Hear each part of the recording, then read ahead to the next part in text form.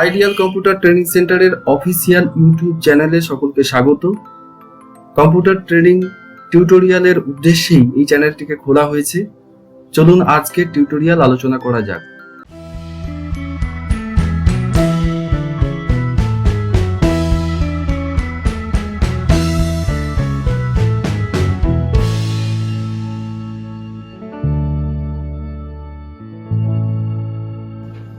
আমার আজকের আলোচনার বিষয় মাইক্রোসফট অফিস এক্সেলের ডেটা টেবিল। এখন আমাদের প্রশ্ন, হোয়াট ইজ ডেটা টেবিল?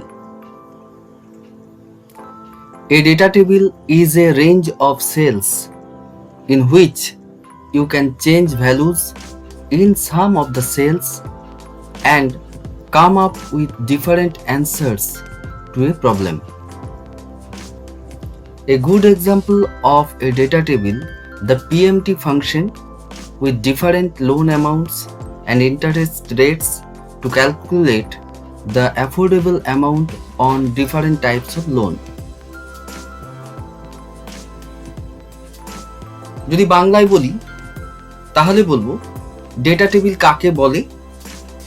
এক্সেলে বিভিন্ন গাণিতিক সমস্যা সমাধানের জন্য বিভিন্ন ডেটা নির্দিষ্ট সেলে পুট করে ফর্মুলা ব্যবহার করে সমাধান বার করা হয়।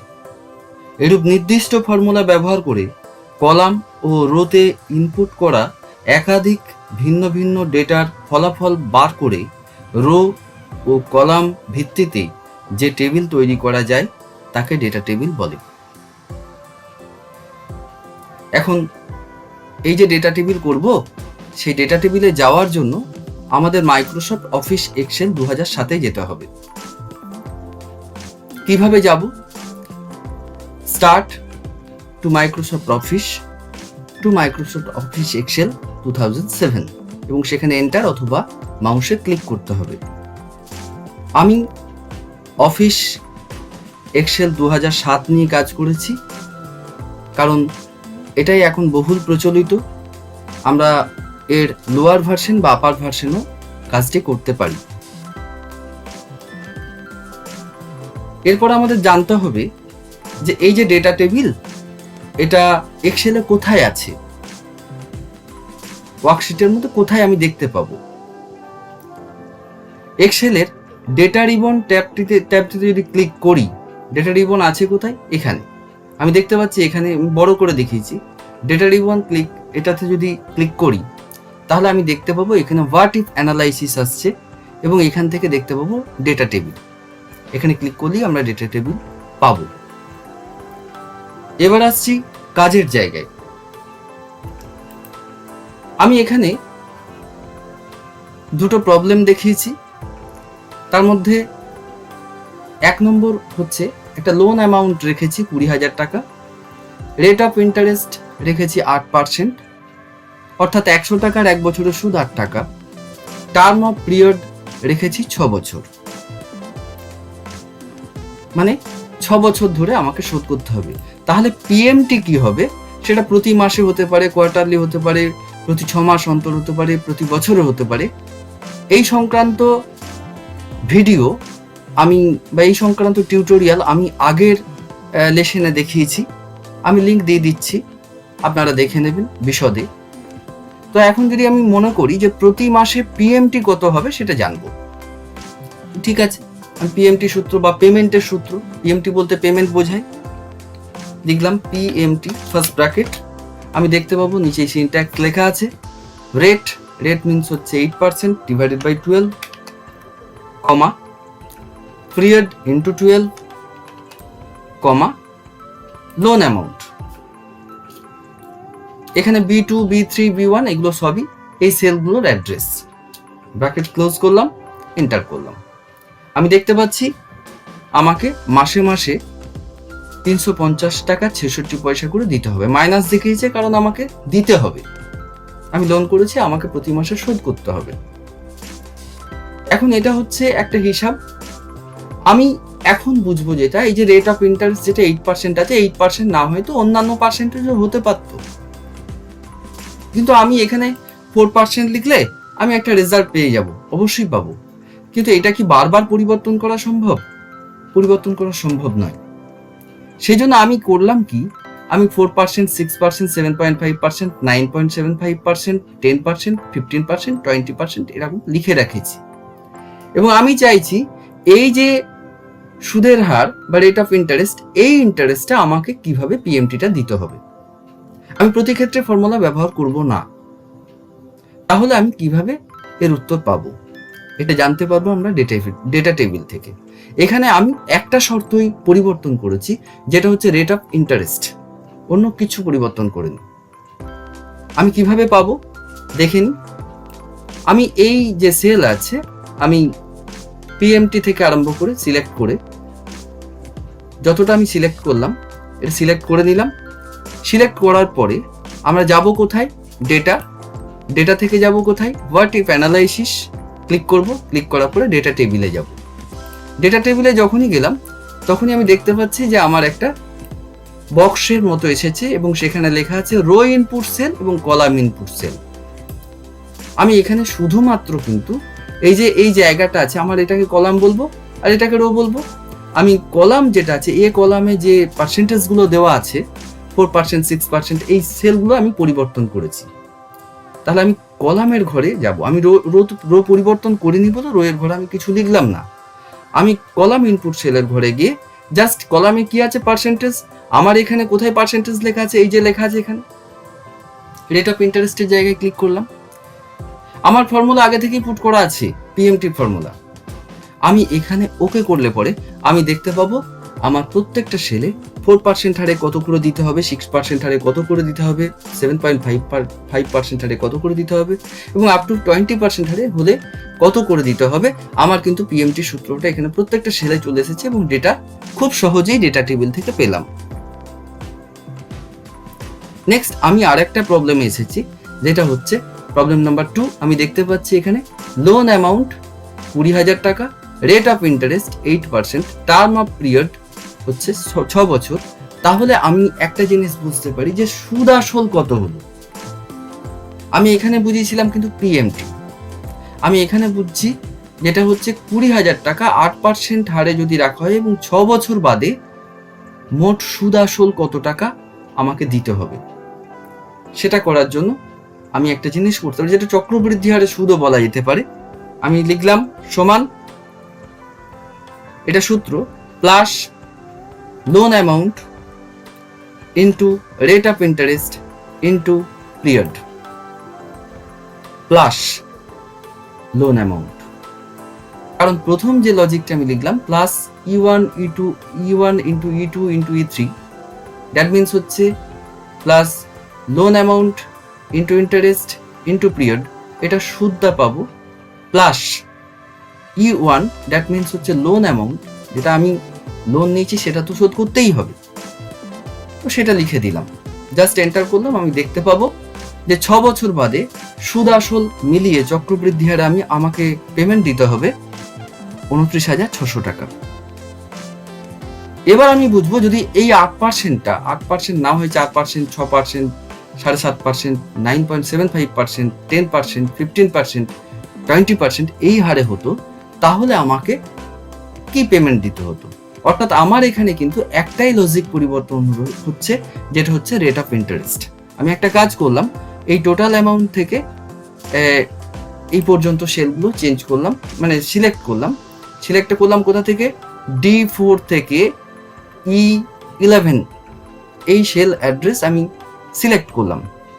একই নিয়ম, ডেটা থেকে, ডেটা খোলাই আছে, হোয়াট ইফ অ্যানালাইসিস থেকে ডেটা টেবিলে যাব এবং এখানেও সে একই গল্প, যে আমার এখানে রোয়ের পরিবর্তন করার কোনো প্রয়োজন নেই। আমি জাস্ট কলামটা পরিবর্তন করব। আমি কলামের ঘরে কার্সারটাকে রাখবো এবং যেহেতু আমার ইন্টারেস্ট নিয়ে কাজ করতে হচ্ছে, আমি ইন্টারেস্টের ঘরে ক্লিক করব এবং এখানে ওকে করব। আমি দেখতে পাবো যে আমার সুদ আসল মিলিয়ে বাদবাকি এই যে 4% হারে, 6% হারে বা এইভাবে যে পার্সেন্টেজগুলো দেওয়া আছে, এখানে কত টাকা আমাকে দিতে হবে চক্রবৃদ্ধি হারে সুদ আসল। এবার আসছে আরেকটা লজিক। আমি দুটো শর্ত নিয়ে এখানে কাজ করেছি। প্রথম লজিকের ক্ষেত্রে, যেটা আমি আগের পৃষ্ঠায় দেখালাম বা আগের সিট 2তে দেখিয়েছি, সেটা হচ্ছে শুধুমাত্র সুদের হারের পরিবর্তনকে নিয়ে।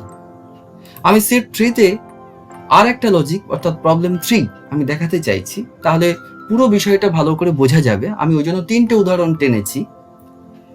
এখানে সুদের হার এবং আসল যদি পরিবর্তন হয়, আমি দেখেছি লোন অ্যামাউন্ট 20,000 টাকা, ওই একই রেখেছি বোঝার সুবিধার জন্য। Rate of interest 8%, term of period 6 years. আমি এগুলো পরিবর্তন করতে পারি, আমার ইচ্ছা মতো পরিবর্তন করতে পারি। আমি এইখানে একটা ঘর ফাঁকা রেখেছি, সেটা হচ্ছে A4 অ্যাড্রেসটা, সেল অ্যাড্রেস। এখানে দেখতে পাচ্ছি অ্যাড্রেস কি লেখা আছে। আমি এখানে সূত্রটা পুট করতে পারি। সূত্রটা কি? সুদ আসল যদি চক্রবৃদ্ধি হার আমাকে দেখাতে হয় সমান প্লাস আগের দেখলাম loan amount into rate of interest into term of period plus loan amount. অর্থাৎ আমি এখানে চক্রবৃদ্ধি হারে সুদ আসল পেয়ে গেলাম। আমি দেখতে পেলাম 29,600 টাকা আমাকে দিতে হবে। আমি আগে থেকেই লিখে রেখেছি সময় বাঁচানোর জন্য, যেটা হচ্ছে আমি লিখলাম 10,000, 15,000, 25,000, 50,000, 60,000, 75,000, 1 লাখ, 1.5 লাখ, এগুলো রয়েতে আমি লিখেছি। এবং কলামে আমি ঠিক আগের মতোই লিখেছি 4%, 6%, 7.5%, 9.75%, 10%, 15% অ্যান্ড 20%। আমি এগুলো আমার প্রয়োজন অনুযায়ী চেঞ্জ করতে পারি। এখন আমি একটা কাজ করছি, যেহেতু আমার এই ঘরটাই সূত্রটা আছে, কোন ঘরে? A4 এর ঘরে। আমি এখান থেকে ক্লিক করে, মাউস ক্লিক করে, মানে ড্র্যাগ করে টেনে নেবো এই সেলগুলোকে। কি করব? সিলেক্ট করলাম। কোথা থেকে? A4 থেকে I11 পর্যন্ত সিলেক্ট করে নেওয়ার পরে আমি সেই একই ডেটার ঘরে যাব। যদি এখানে না থাকে, যদি হোমে থাকতো তাহলে আমি ডেটায় যেতাম। ডেটা থেকে ভার্টিভ অ্যানালাইসিস এবং সেখান থেকে ডেটা টেবিল। ডেটা টেবিলে গিয়ে আমি দেখতে পাচ্ছি এখানে কিন্তু দুটো জায়গা পরিবর্তন হয়েছে। একটা হচ্ছে row input cell. Row input সেলের রো এর ঘরে কি আছে? এখানে ওই যে টাকার পরিমাণটা লেখা আছে। আমার টাকার পরিমাণ এখানে কোথায় আছে? লোন অ্যামাউন্টের ঘরে। তাহলে আমি এখানে গিয়ে ক্লিক করে দেবো, যেটা B1 এর ঘর। আমার এখানে রো ইনপুট সেলে B1 চলে আসবে। এবং কলাম ইনপুট সেলের ঘরে আমি দেখতে পাচ্ছি এখানে পার্সেন্টেজ গুলো দেওয়া আছে। অর্থাৎ আমি এখানে কোথায় পার্সেন্টেজ পেলাম? মেন সূত্রটাতে, যেটাকে নিয়ে আমি এই কাজটা করছি, সেটা হচ্ছে এই যে রেট অফ ইন্টারেস্ট 8%। আমি এই ঘরে গিয়ে ক্লিক করলাম, যেটার সেল অ্যাড্রেস হচ্ছে B2। আমি এখানে ওকেতে ক্লিক করে দিলাম। যদি ওকেতে ক্লিক করি তাহলে মজার একটা বিষয় দেখতে পাবো। ক্লিক, আমি দেখতে পেলাম, ধরা যাক আমি এখানে লোন অ্যামাউন্ট ধরিনি, আমি ধরলাম যে ব্যাংকে আমি 20,000 টাকা ফিক্সড রাখবো। সেই ফিক্সড অ্যামাউন্ট আমি লোন অ্যামাউন্টের জায়গায় আমি লিখলাম এখানে, ধরা যাক আমি ফিক্সড অ্যামাউন্ট লিখলাম।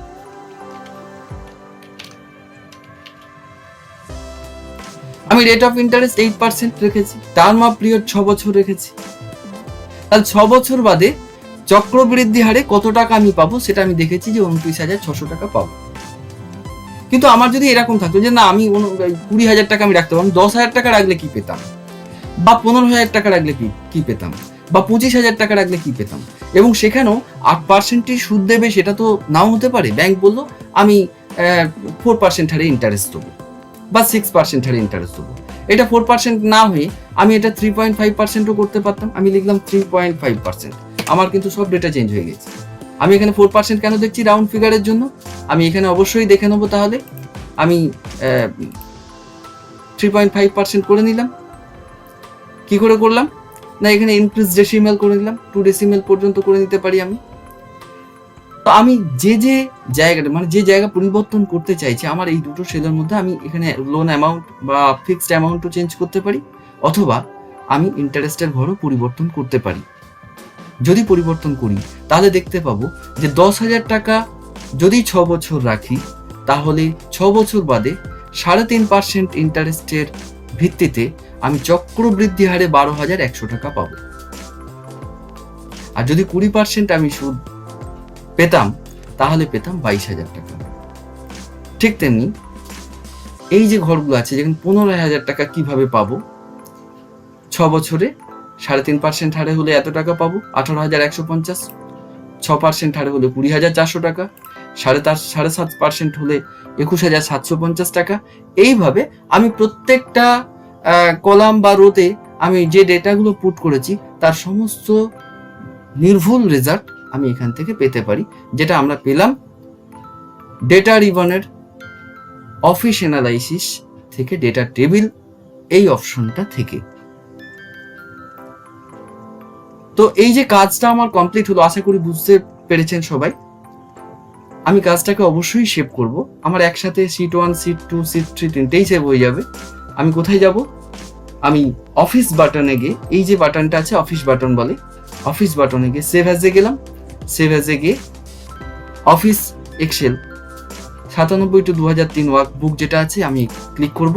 ক্লিক করলে পরে আমার ফাইল নাম চাইবে, আমি ফাইল নাম দিলাম, ধরা যাক আমি এখানে ফাইল নাম দিলাম ডেটা টেবিল।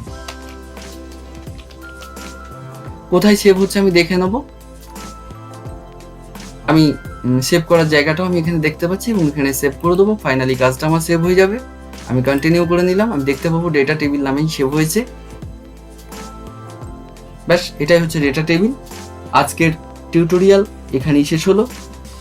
আশা করি বোঝাতে পেরেছি। এই টিউটোরিয়ালটি ভালো লেগে থাকলে লাইক করুন, গুরুত্বপূর্ণ মতামত দিন এবং বন্ধুদের সাথে প্রচুর পরিমাণে শেয়ার করুন। আর এরকম টিউটোরিয়াল ভিডিও দেখার জন্য চ্যানেলটিকে সাবস্ক্রাইব করে বেল আইকনটিতে ক্লিক করুন। ধন্যবাদ।